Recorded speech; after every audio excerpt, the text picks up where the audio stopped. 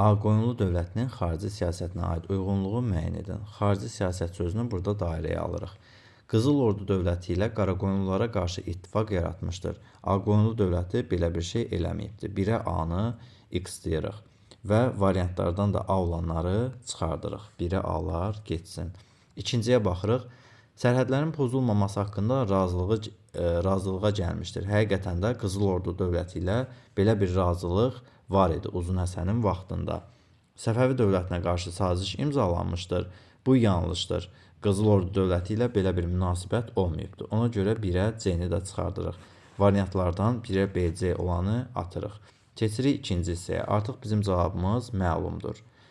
Osmanlı dövləti ilə Trabzon üstündə münaqişə olmuşdur. Trabzonla bağlı münaqişə olubdur, lakin həmin vaxt Ağqoyunlular dövlət deyildi. Ona görə buradan A-nı çıxardırıq.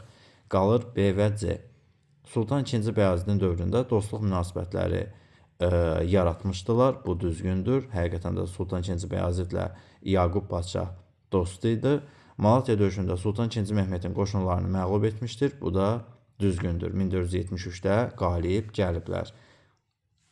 Digər hissəyə baxırıq. Avropa dövlətləri ilə Ərdəbil şeyxlərinə qarşı hərbi ittifaq yaratmışdılar. Bu yanlışdır. Belə bir ittifaq olmayıbdır.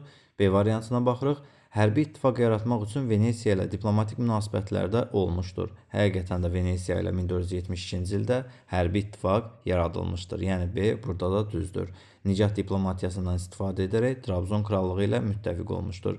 Trabzon krallığı Ağqoyunlu dövləti yaranmamışdan öncə 1461-dəki hadisələrdən sonra artıq süqut etmişdir. Bu da Ağqoyunlu dövlətinə uyğun gəlməz. Ona görə də bizim düzgün cavabımız 1-ə B, 2-yə BC, 3-ə də B olmalıdır.